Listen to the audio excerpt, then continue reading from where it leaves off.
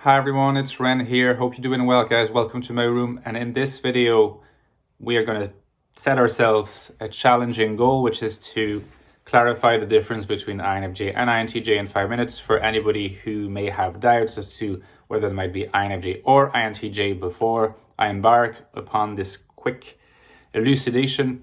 Just to remind you that my book on the INFJ, The Ecstatic Soul, is available down below.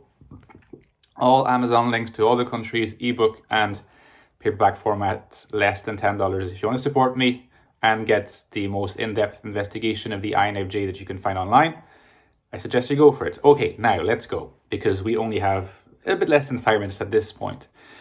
So there might be some people among you who are not sure whether they are INFJ or INTJ. If they hesitate between those two types, they are reasonably confident that they are NI dominant and SE inferior, which means that they're able to more or less consciously, more or less unconsciously collect data in the external world by means of the SE function, leading to a processing by the NI function that has this quality of creating these insights that come in the form of conclusions without really knowing where they're coming from, and often the expression of those conclusions. It can be verbal, it can be language, it can be a metaphor, it can be imagistic, and to these elements of a vision must be then applied the functions of judgment. So first of all, there are those visions, those products of NI that are still being processed by NI, and an INFJ or an INTJ will experience a lot of those not quite completed NI visions. When I say a vision, I mean an insight. I don't mean like a vision as a whole in this particular case. An intuition, if you like, a materialization of what was in the first place gathered from the external world. But part of this is unconscious, which is why the INJ doesn't exactly know where it comes from. Nevertheless, you have those thoughts that you're not able to express because they're not verbalizable, they're imagistic. You have those thoughts that you're not able to express because they're still being processed by NI.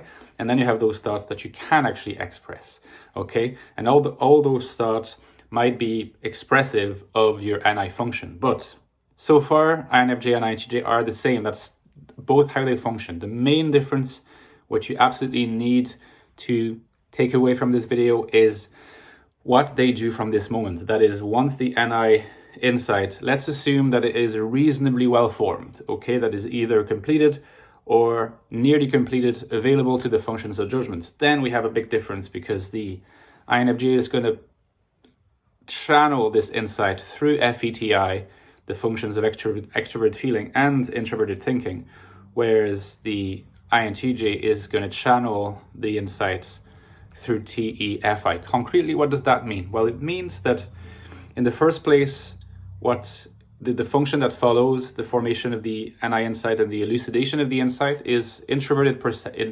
judgment. You always have a movement from introverted perception to introverted judgment.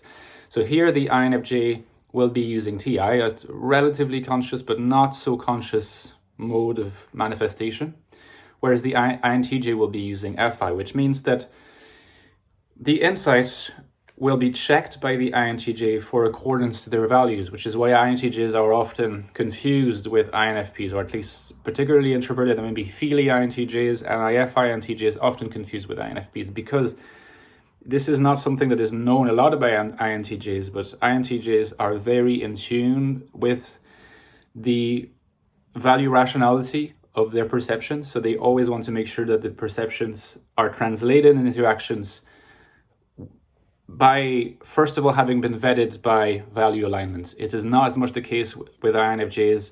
With INFJs, there is more a concern with ensuring that the perceptions are coherent in the first place and can be made to fit within the web of belief of the INFJ. It's not quite the same as having a web of values. Values, you have a number of values and then you have your web of beliefs.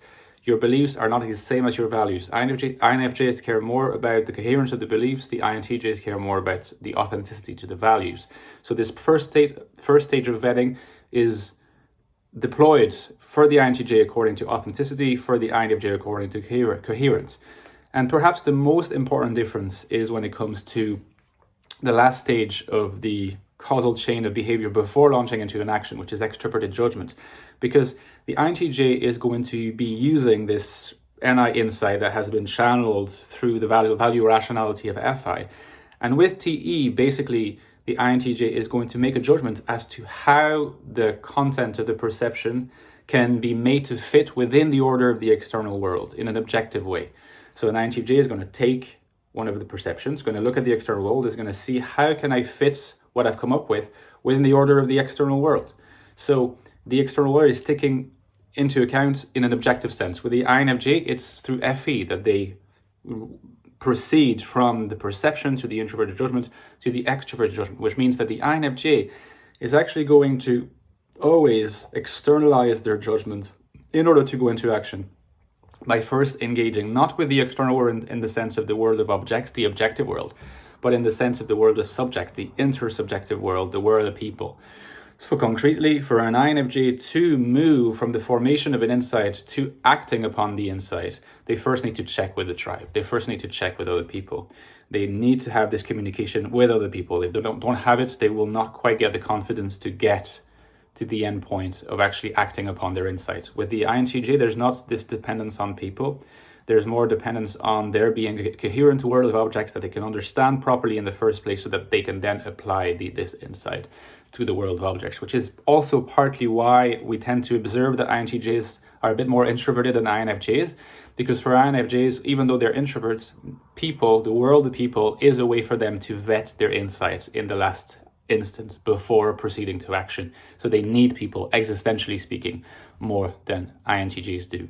So the difference between INFJs and INTJs has nothing to do with the NISE axis, but it has everything to do with the FETI versus TEFI axis. Drop me a like, a comment, consider subscribing. I'll see you soon, guys. Bye-bye.